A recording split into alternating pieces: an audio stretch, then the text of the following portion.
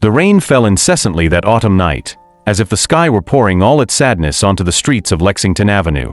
The wind cut across the faces of the few who still dared to walk along the wet sidewalks, and the weak street lamp lights flickered intermittently, casting trembling shadows on the buildings worn down by time.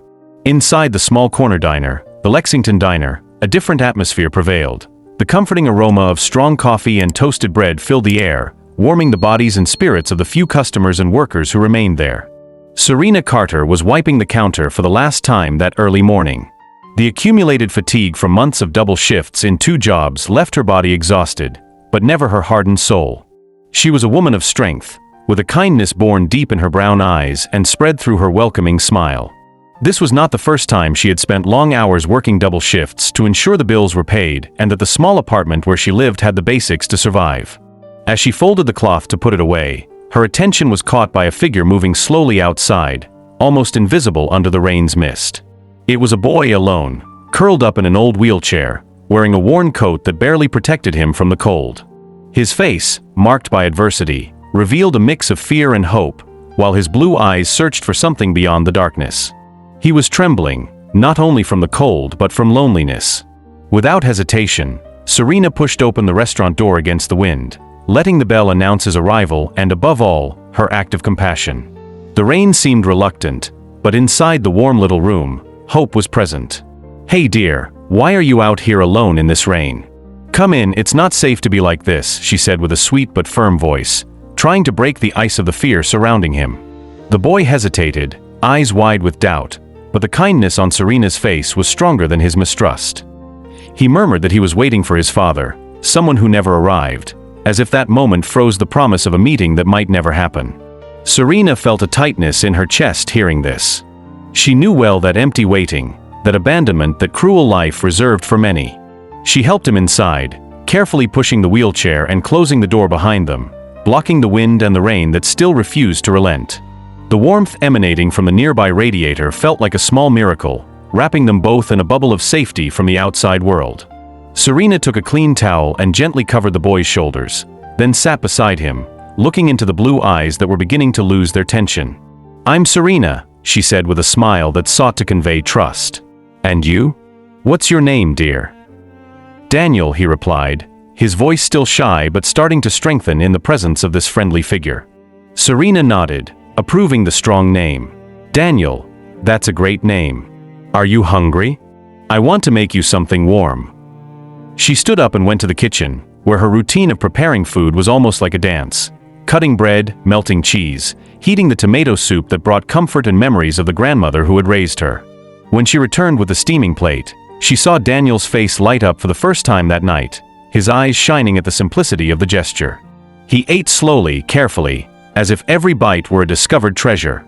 Serena sat beside him, watching with a mixture of joy and sadness, joy in seeing his momentary happiness, sadness in knowing that this child already carried more than he should. As the night went on, a black car, discreet and imposing, parked in the shadow across the street. Inside, Raymond Holt observed everything with cold, analytical eyes. At 46 years old, he was the absolute commander of the technological empire he had built with firm hands and a closed heart. His decisions were guided by logic, precision, and absolute control. There was no room for weakness or sentimentality. Life was made of numbers, results, and efficiency, until that night. Seeing his son Daniel, cared for by a stranger, a simple and generous woman, stirred something he didn't quite understand. He had told Daniel to wait just a few minutes in the diner while he dealt with an important emergency on a call with investors in Japan. But he hadn't expected his son to be there, alone, wet, and scared. Doubt and restlessness took hold of his calculating spirit. He called his assistant Nora, giving orders to find out who that woman was who, without asking for anything, had fed his son. He did not believe in free kindness. To Raymond, everything had a price, a debt to be collected, a trade to be made. And he intended to understand exactly what this woman had to gain, or lose, with that gesture. Back at the diner, Daniel laughed for the first time that night. His face lit up with the joy of warm food and received affection. Serena, always practical, cleaned the mess he made with a napkin, joking to lighten the mood. But the tranquility was broken when the door opened again, and Nora entered, dressed simply but with a cold, calculating aura that sent a chill down Serena's spine. Nora spoke in a rehearsed voice, saying it was time for Daniel to leave.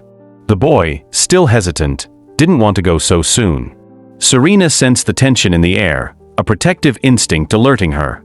She asked if the woman really knew Daniel, and the answer came quickly: she was Aunt. Serena was not immediately convinced and turned to the boy, who hesitated before confirming the story, his gaze full of doubt and fear. The atmosphere was heavy with invisible tension, as if there was something more behind that apparent simplicity. In the following days, Raymond Holt began to get more directly involved in the lives of Serena and Daniel. Something had changed inside him, a spark of humanity awakening, a desire to understand the woman who had shown his son a kindness he didn't know how to express. For Serena, from that moment on, life began to transform. Doors that once seemed closed started opening, driven by the silent respect and admiration of a man used to commanding empires. But the real transformation was internal. Serena realized that her acts of kindness, even small, could change destinies and touch hearts hardened by power and the rush of the modern world. For Raymond, rigidity began to give way to a new and confusing feeling, a doubt about the value of things money cannot buy. This story is about the power of kindness, not the kind shown in grand gestures, but the one hidden in the simple act of offering shelter to a boy in the rain.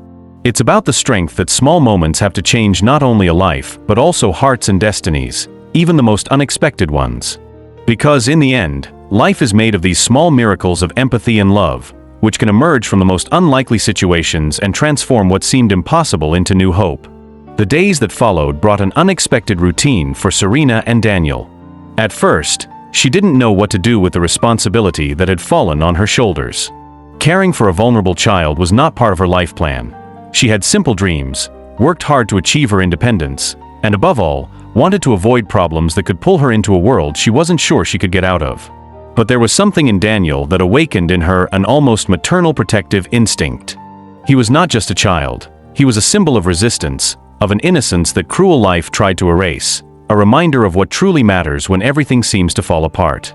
On the afternoons he accompanied her to the diner. They talked little, but the silence between them was comfortable, as if they didn't need many words to understand each other. Meanwhile, Raymond Holt couldn't get that scene out of his head, his son smiling, cozy in the simplicity of a place he would never have visited by choice. The image seemed to deconstruct the whole world of rigor and control he had built over decades. For a man who had always lived dominated by the fear of losing control, that scene was a frightening invitation to open up, to expose himself to what he feared: vulnerability. In the luxurious office he dominated atop the skyscraper, Holt looked at an old photo on his desk, a black and white portrait of his wife and son, taken before everything changed. The marriage had ended, the love cooled by time and the choices they made. Daniel had stayed with him, while the mother had disappeared from their lives, leaving a void hard to fill. Perhaps it was that void Serena began to heal with her unexpected presence. One afternoon, as Serena was closing the diner, she heard a noise at the door. It was Daniel, alone, as always. But this time, there was no fear in his eyes. He held a small box, a treasure he had found hidden in his room at his father's apartment. "I wanted to show you this," he said shyly, opening the box to reveal an old watch, with cracked glass and exposed gears. "My dad said it belonged to my grandfather. He always said time is our most precious asset." Serena took the watch carefully, feeling the weight of the story contained in it. "He's right, Daniel. Time is precious, and sometimes we need someone to help us make the best of it." She smiled, feeling that this was one of those lessons you don't learn from books but from life. It was then that Raymond entered unexpectedly into the diner.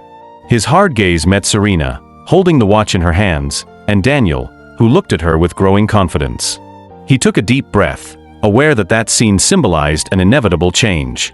"Serena," he said firmly, but not without a hint of respect, "I want to thank you for taking care of my son. I know it's not easy, and I don't even know how to repay you." There was a veiled request in that phrase, an invitation for them to build a bridge between different worlds. Serena looked at him, surprised by the sincerity she saw for the first time.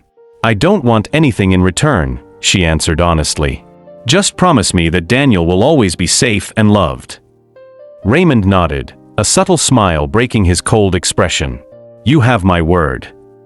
That night, as the rain finally stopped and the first rays of dawn broke through the clouds, a new chapter was written, one that transcended social classes, fear, and loneliness.